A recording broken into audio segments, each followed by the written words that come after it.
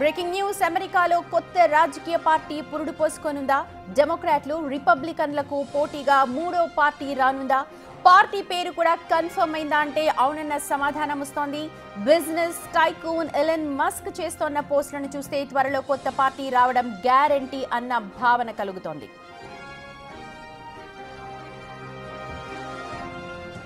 అమెరికాలో కొత్త పార్టీ పెట్టడంపై మరో లీక్ ఇస్తూ ఉన్నారు. ఎలన్ మస్క్ 80% అమెరికన్లకు ప్రాతినిధ్యం వహించే కొత్త పార్టీ అవసరం ఉంది అంటూ 2 రోజుల క్రితం పోల్ పెట్టారాయన. ఆ పోల్కు సంబంధించిన ఫలితాలను మళ్ళీ రీపోస్ట్ చేశారు. ఈ పోల్కు 56 లక్షల మందికి పైగా ఓటు వేశారు. కొత్త పార్టీ పెట్టాలి అంటూ 80% మంది ఓటు వేశారు. అమెరికాలో కొత్త పార్టీ అవసరమని ప్రజలు కోరుకుంటున్నారని ది అమెరికన్ పార్టీ అంటూ పోస్ట్ పెట్టారాయన. ఇప్పుడు ఇదే హాట్ టాపిక్ గా మారింది. గత అధ్యక్ష ఎన్నికల్లో ఎలన్ మస్క్ ట్రంప్ కు మద్దతుగా నిలిచిన విషయం తెలిసిందే. క్యాంపెయిన్ మొత్తం తన భుజాలపై వేసుకున్నారు. ఫండ్ రైజింగ్ కోసం ప్రత్యేక కార్యక్రమాలు కూడా ఏర్పాటు చేశారు, నిర్వహించారు కూడా. అయితే ట్రంప్ ఎలక్షన్ టీంలో మస్క్ ఒక కీలక సభ్యుడిగా కూడా ఉన్నారు. ట్రంప్ ను గెలిపించడంలోనూ ఎలన్ మస్క్ కీలక పాత్ర పోషించారని చెప్పాలి. దీనికి ఫలితంగానే మస్క్ కు డోస్ బాధ్యతలు అప్పగించారు. ఇంతవరకు బాగానే ఉన్నా ఆ తర్వాతే అసలు సమస్య వచ్చింది. ట్రంప్ తీసుకొచ్చిన బిల్ ఇద్దరి మధ్య దూరాన్ని పెంచింది. బిల్లును మస్క్ వ్యతిరేకిస్తూ డోస్ పదవికి సైతం కూడా రాజీనామా చేశారు. ట్రంప్ ను తానే గెలిపించాను అంటూ ఒక హాట్ కామెంట్ కూడా చేశారు. దీనికి ట్రంప్ కూడా రియాక్ట్ అయ్యారు. తనని ఎవరూ గెలిపించలేదని, తన సత్తాతోనే తాను గెలిచానన్నారు.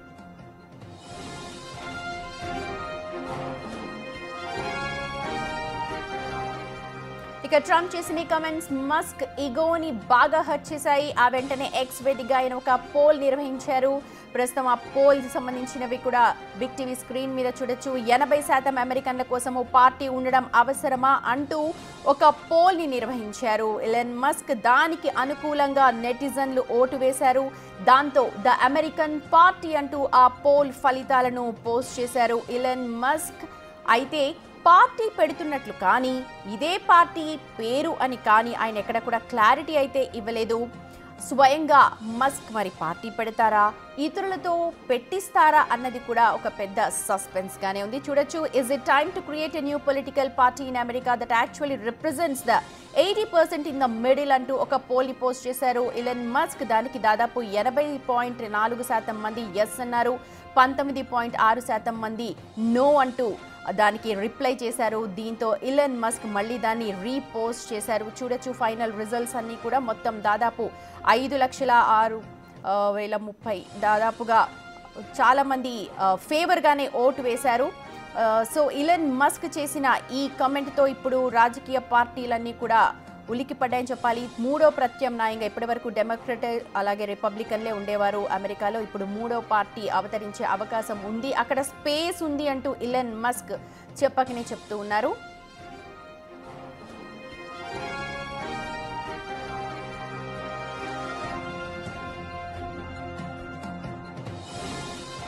A new political party is needed in America to represent the 80% in the middle and exactly 80% of people agreed అని చెప్పు అతను ఎలన్ మస్క్ రీపోస్ట్ చేశారు తన సర్వేపై.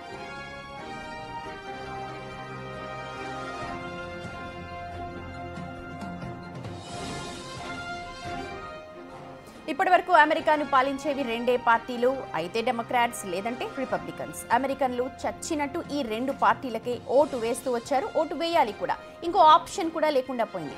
1-2 చిన్న చితక పార్టీలు ఉన్నా సరే అవి రాష్ట్రాలకే పరిమితం అవుతూ ఉన్నాయి. ఒకవేళ ఎలన్ మస్క్ పార్టీ వస్తే అమెరికా పొలిటికల్ సినారియో మొత్తం మారిపోనుంది.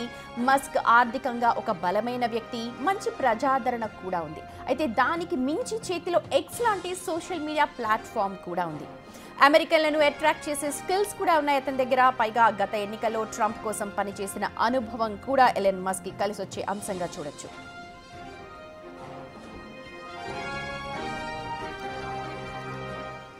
రైట్, మా ఇన్పుట్ ఎడిటర్ పవన్ ఉన్నారు. దీనికి సంబంధించిన అప్డేట్స్ విశ్లేషణ అందించడానికి. పవన్, ఇప్పటి వరకు అమెరికన్స్ 2 పార్టీలు చూశారు, ఇప్పుడు థర్డ్ ఆప్షన్ రాబోతోంది అండ్ దానికి తగ్గట్టు పోల్లో కూడా 80% అగ్రీ ఉంది. నిజంగా అంత స్పేస్ ఉంది అనుకోవాలా? పూర్తిగా ఒకసారి విశ్లేషించండి. అమెరికాలో ఇప్పుడు మరో పార్టీ పుట్టబోతుందా అంటే అవుననే అనుమానాలు వ్యక్తం అవుతున్నాయి. ఎందుకంటే అమెరికాలో అటు రిపబ్లిక్స్ డెమోక్రాట్స్ కాకుండా ఇంకా చిన్న చిన్న పార్టీలు ఉన్నప్పటికీ వాటి ఉనికి పెద్దగా లేదు. కానీ మొదటిసారి అటు ట్రంప్ను ధిక్కరిస్తూ ఎలాన్ మస్క్ లాంటి వ్యక్తి బయటకు రావడం అనేది ఇప్పుడు చర్చనీయాంశంగా మారింది. వాస్తవానికి మొన్న 2024లో అమెరికా ఎన్నికల్లో ట్రంప్ని నేనే గెలిపించానని స్వయంగా ఎలాన్ మస్కే చెప్పాడు అంటే అతని ప్రభావం అంతో ఇంతో లేకుండా ఉండదు. చాలా ఖచ్చితంగా అతను ప్రచార బాధ్యతలన్నీ కూడా భుజాన వేసుకొని ట్రంప్కు ప్రచారం చేశారు. ఆ స్థాయిలో ఆయన పనిచేశారు. కానీ అనుకోకుండా ఆ తర్వాత ట్రంప్ బిగ్ బ్యూటిఫుల్ బిల్ అనేది తీసుకురావడం, దాన్ని విభేదించడం, ఆ తర్వాత ఈయనను డోజ్ నుంచి తీసేయడం, ఇవన్నీ కూడా కొంత వివాదానికి కారణమైంది. ఆ తర్వాత వరుస పెట్టి అటు తన సోషల్ మీడియా ఎక్స్ వేదికగా ట్రంప్ విధానాలన్నింటినీ కూడా ఎండగడుతూ ఉన్నారు. ఎపిస్టన్ గతంలో ఉన్న కొన్ని ఫైల్స్ ఏదైతే సెక్స్ స్కాండల్లో ట్రంప్ కూడా ఉన్నాడంటూ సంచలన ఆరోపణలు కూడా చేశారు. అందుకే ఆ పేపర్లేవి కూడా బయటకు రావనీయడం లేదనే సంచలన ఆరోపణలు చేశారు. అంతేకాకుండా అమెరికాలో మరో కొత్త పార్టీ, అది కూడా అమెరికన్ల కోసమే అవసరం ఉందా అంటూ ఆయన ఒక పోల్ని కూడా పెట్టారు. దాదాపుగా అటు 81% మంది అవసరం అంటూ ఆ కొత్త పార్టీ అవసరం ఉందంటూ చెప్పారు. వాస్తవానికి ట్రంప్ అటు అధ్యక్ష పదవి చేపట్టినప్పటి నుంచి రకరకాలుగా వేర్వేరు దేశాల మీద అటు సుంకాలు విధించడం కావచ్చు, ఇటు భారతీయ విద్యార్థులపైన రకరకాల ఆంక్షలు విధించడం, అన్ని రకాలుగా ఇతర దేశాలన్నిటితోనే ఒక రకంగా కయ్యం పెట్టుకునేటట్టుగానే వ్యవహరిస్తున్నారు. దీన్ని అంతటినీ కూడా అక్కడ ఉన్న ఆర్థికవేత్తలు కావచ్చు, అక్కడ ఉన్న వాళ్ళందరూ కూడా కొంతవరకు విభేదిస్తున్నారు. అక్కడున్న ఫెడరల్ కోర్టులు కూడా కొన్ని ట్రంప్ నిర్ణయాలను తప్పుపడుతూ గతంలోని తీర్పులు ఇచ్చారు. ఇవన్నీ కూడా ఇంత అధ్యక్ష అటు వ్యతిరేకత వస్తుంది. కొంతమంది అటు ట్రంప్ను అభిశంసన చేయాలని సోషల్ మీడియాలో కూడా పోస్టులు పెట్టారు. వాటిని కూడా తిరిగి రీట్వీట్ చేశారు. రిపబ్లికన్ డెమోక్రాట్స్ కాకుండా చిన్న చిన్న పార్టీస్ ఉన్నాయి. కానీ మొత్తం ఎన్నికల విధానమే చాలా కంప్లీట్ డిఫరెంట్ గా ఉంటుంది అమెరికన్ సిస్టంలో. మన ఇండియన్ సిస్టంలో లాగా ఉండదు. సో అక్కడ ఆల్రెడీ పార్టీస్ ఉన్నవి, ఎగ్జిస్టింగ్ ఉన్నాయి. ఇప్పుడు ఎలన్ మస్క్ పెడితే అంత ఉంటుందా? ఇప్పటి వరకు వేరే పార్టీ ఏవి కూడా పైకి రాలేదు, సర్ఫేస్ ని చూడలేదు. ఓన్లీ డెమోక్రాట్స్ ఆర్ రిపబ్లికన్స్ మాత్రమే. ఇప్పుడు ఎలన్ మస్క్ ఒకవేళ కనుక నిజంగా 80% ఆయన సర్వే పెట్టారు, ఓకే అని చెప్పారు, పబ్లిక్ కూడా సపోర్ట్ చేశారు. కానీ ఇప్పటికున్న పార్టీస్కి అంత ధీటుగా ఇది కూడా చేయగలదా? రాజకీయ విశ్లేషణ ఎలా ఉంటుంది? అంటే ఎలాన్ మస్క్కు ఆర్థిక వనరులు విపరీతంగా ఉన్నాయి. ఆయన ప్రపంచ కుబేరుడిగా ఆయన ఉన్నారు. ప్లస్ ఇటీవల ఎలక్షన్స్లో ఆయన ట్రంప్కు ప్రచారం చేయడంతో పాటు ట్రంప్ ప్రచార బాధ్యతలని చూసుకున్నారు. ఆయనకు అన్ని రాజకీయ పార్టీలు, అక్కడ ఉన్న రిపబ్లిక్స్ కావచ్చు, డెమోక్రాట్స్, వాళ్ళతో సన్నిహిత సంబంధాలు, ఇవన్నీ కూడా కలిసి వచ్చే అంశాలు. ఇప్పుడు పోలుకు సంబంధించి 80% మంది, ఆయన 81% మంది కొత్త పార్టీ పెట్టాలని చెప్పినప్పటికీ అది ఎలాన్ మస్క్ ఆధ్వర్యంలో పెట్టాలా, లేకుంటే ఇంకా వేరే పార్టీలతో జతకట్టి వీళ్ళకి వ్యతిరేకంగా వీళ్ళకి ప్రత్యామ్నాయంగా ఇంకోటి రూపొందించాలా అనే దానిపైన అయితే స్పష్టత లేదు. ఎక్కడ అటు ఎలాన్ మస్క్ కూడా నేరుగా తాను రాజకీయాల్లోకి అడుగు పెడతాననేది కూడా ఇంతవరకు చెప్పలేదు. కాకపోతే అక్కడున్న బిగ్ బ్యూటిఫుల్ బిల్లును వ్యతిరేకిస్తున్నారు, ట్రంప్ విధానాలను పూర్తిగా వ్యతిరేకిస్తున్నారు. ట్రంప్ తీసుకున్న నిర్ణయాలతో అమెరికాకు తీరని నష్టం జరుగుతుంది, అక్కడ రెసిషన్ వస్తుంది అనేది వీళ్ళ చెప్తూ వస్తున్నమాట. దాంతో అటు ఒకవేళ నిజంగానే పార్టీ పెడితే ఆ స్థాయిలో రిపబ్లిక్స్ డెమోక్రాట్స్కు ఉన్నంత స్థాయిలో మద్దతు కూడగట్టడం సాధ్యమేనా అనే చర్చ కూడా జరుగుతుంది. చూడాలి మరి. అటు ఎలాన్ మస్క్ మాత్రం చాలా కాన్ఫిడెంట్గా ఆయన చెప్తూ ఉన్నారు. ట్రంప్ పైన విపరీతమైన ఆయన రకరకాల పోస్టులు పెడుతూ ఉన్నారు. ఆయనకు మద్దతు కూడా అనూహ్యంగా అమెరికా పబ్లిక్లో విపరీతంగా వస్తున్నారు. అంటే ప్రస్తుతం ట్రంప్ తీసుకుంటున్న నిర్ణయాలతో అమెరికన్లు, అక్కడ బయట దేశాలతో పాటు అమెరికన్లు కూడా కొంతవరకు ఇబ్బంది పడుతున్న పరిస్థితి. మొదటిసారి ట్రంప్ అధ్యక్షుడు అయినప్పుడు అందరూ కూడా అమెరికా గర్వపడ్డ.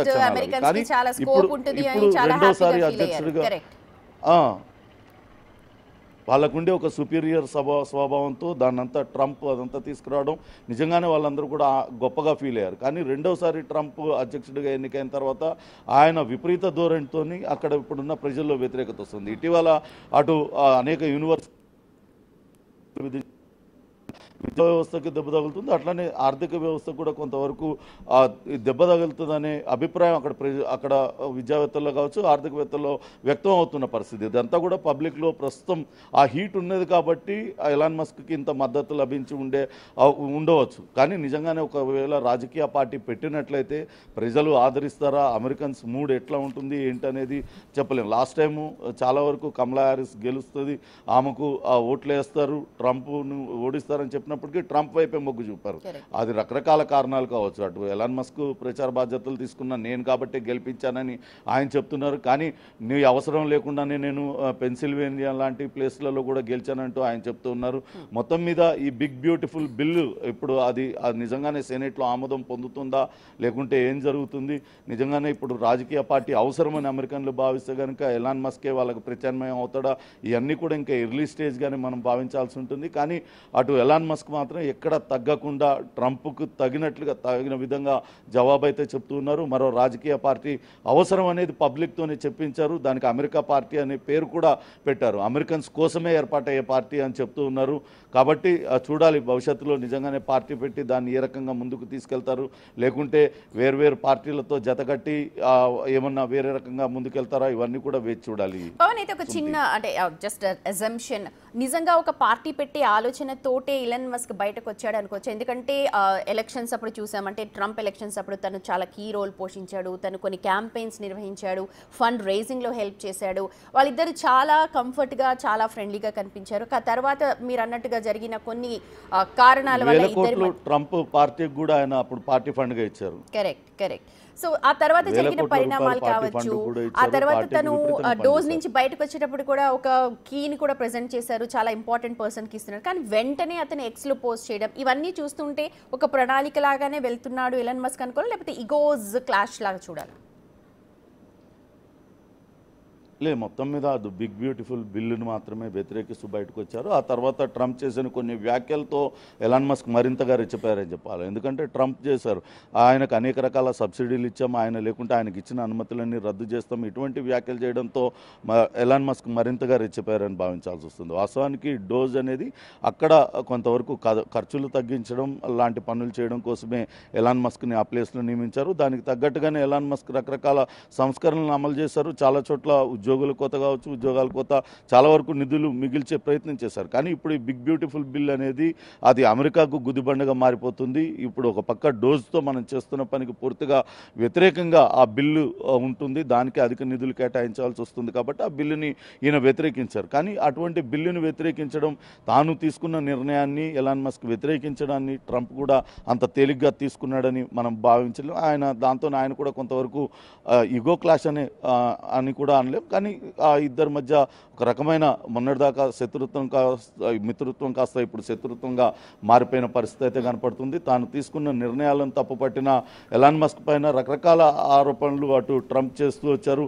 అంతే స్థాయిలో ఇటు ఎలాన్ మస్క్ కూడా చాలా ఎపిస్టన్ విషయం తీసుకొచ్చారు. ఎప్పుడో ఆయన 2019లో ఆయన ఆత్మహత్య చేసుకొని చనిపోయాడు. ఎప్పుడో చిన్నపిల్లలతో సెక్స్ చేశారనే సెక్స్ స్కాండల్ని బయటకు తీసుకొచ్చి అందులో ట్రంప్ ఉన్నాడనే సంచలన ఆరోపణలు చేస్తూ ఆ 1980-90లో ఉన్న ఒక వీడియో క్లిప్ని కూడా ఎలాన్ మస్క్ రీపోస్ట్ చేశారు. ఇవన్నీ కూడా ట్రంప్కు తీరని ఆగ్రహం తెప్పించాయి. కానీ ఎలాన్ మస్క్ కూడా ఎక్కడా తగ్గకుండా ఈ రెండు పార్టీలే ఒకదాని తర్వాత ఒకటి గద్దెనెక్కుతూ ఉన్నాయి. ఇక్కడ ప్రజలకు మూడో పార్టీ ప్రత్యామ్నాయం అవసరం కాబట్టి ఈ ఒక పార్టీ పెట్టాల్సిన అవసరం ఉందంటూ ఆయన కూడా చెప్తున్నారు. చూడాలి మరి ఎటువంటి నిర్ణయం తీసుకుంటారు. నిజంగానే పార్టీ పెట్టి దాన్ని అధికార పీఠం వరకు తీసుకెళ్లగలుగుతారా, ఇవన్నీ కూడా వేచి చూడాలి. Sumathi. Right, thank you so much for the analysis.